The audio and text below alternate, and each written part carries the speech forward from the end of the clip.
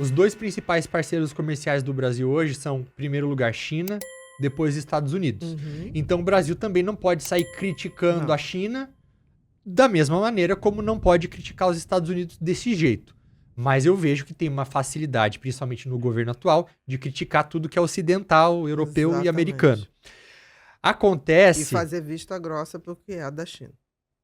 Todo mundo que faz um discurso anti-ocidental é bem aceito pelo atual governo. E eu critico isso bastante. Inclusive, escrevi diversos artigos no Globo ao longo do último ano falando sobre isso, sobre como o atual governo tem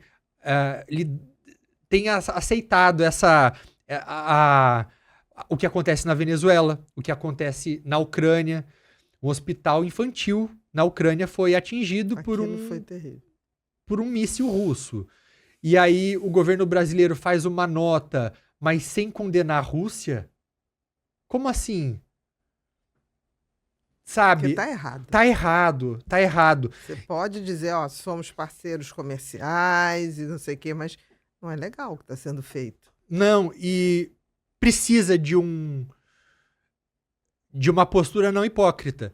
Porque você não pode se colocar como um governo que defende os direitos humanos se esses mesmos direitos humanos acabarem em Roraima e não cruzar a fronteira com a Venezuela. Até pouco tempo atrás, insistiam que havia uma democracia do Maduro na Venezuela.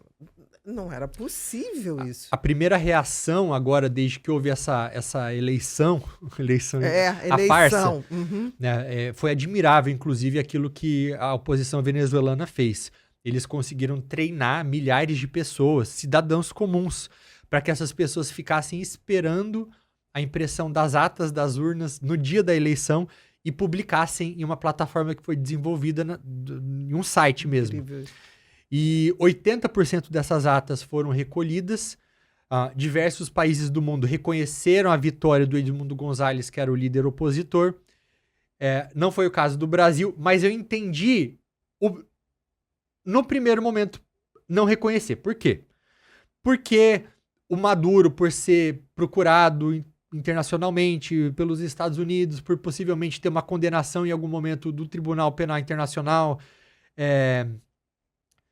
ele poderia ser incentivado a largar o osso caso fosse negociado algum tipo de anistia.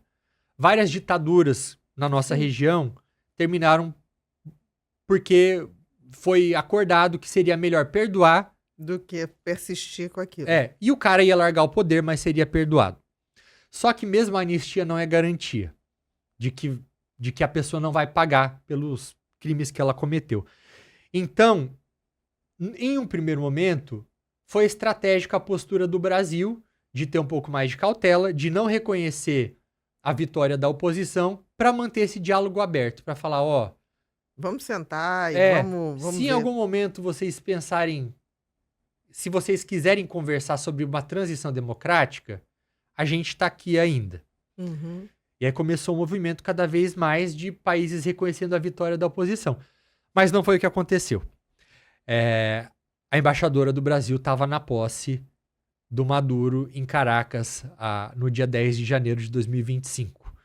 Então, a gente observa hoje uma tentativa de descolar um pouquinho. Mas é mais por um objetivo interno, doméstico aqui, do governo atual tentar se proteger das críticas de que essa ditadura que está lá, ele ajudou a consolidar, protegendo historicamente ao longo dos anos, falando, olha, ele não é um ditador assim, na posse do Lula. Não é dessa forma. Na posse do Lula, em 2023. Foi 2023. 2022. O Maduro veio para posse, foi recebido de tapete vermelho. Tudo que ele faz hoje na Venezuela, ele já fazia, mas o Lula até brincou ali no tapete, dizendo, aqui falam que ele é ditador, não sei o quê. Então, a postura que eu vejo hoje do Brasil é mais para o governo se proteger dos críticos que usam da Venezuela para falar que o governo do PT gosta de autoritarismo, e gosta, porque a Gleisi Hoffmann, presidente do PT, reconheceu a vitória do Maduro, apesar do governo brasileiro não reconhecer institucionalmente. o PT reconheceu. Que é a presidente do partido. Do presidente. Então é quase como se desse aquele biscoito ideológico. Exatamente. Olha, não posso falar, você vai Mas lá. o partido fala. Exatamente. E teve também uma reunião, uma cúpula do Foro de São Paulo, que é uma organização de diversos países de esquerda da América Latina, reconhecendo a vitória do Maduro, que foi assinada também pelo governo por uma representante do PT. Uhum. Então, gente, a gente tem que criticar todos os lados. Eu também. Se nós criticamos Venezuela, que a esquerda brasileira defende, por outro lado, existem regimes autoritários que o bolsonarismo também defende, que é o caso do regime que não é tão consolidado assim como a Venezuela, mas que é o caso do Viktor Orbán na Hungria, que é hoje uma democracia iliberal. Uhum. E o que é uma democracia iliberal? É você ter ali instituições democráticas, entre aspas. Então você vai ter alguém concorrendo contra você na eleição. Só que, o opositor ele não vai ter direito a tempo de televisão. Então, só que você controla a Suprema Corte. Então, são instituições muitas vezes... se fosse uma ditadura light. Se a gente tivesse que fazer um termo, né? É light. Uma ditadura Yakut. Yakut, fitness, né? Uma coisinha mais assim, mais leve. Sem gordura trans, mas é uma ditadura. Então, são essas figuras, né? E o Bolsonaro tentou buscar refúgio na Embaixada da Hungria em Brasília, quando ele achava que pudesse ser preso. Uhum. Então, eles têm também suas paixões por autoritários dos dois lados.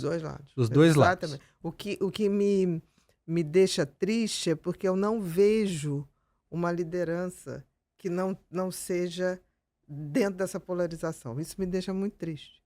Assim, a gente não ter alguém liberal de centro, mas assim, que realmente consiga olhar para os dois lados e ver o que tem de bom aqui, o que tem de bom aqui, e fazer uma proposta de realmente apaziguar o país.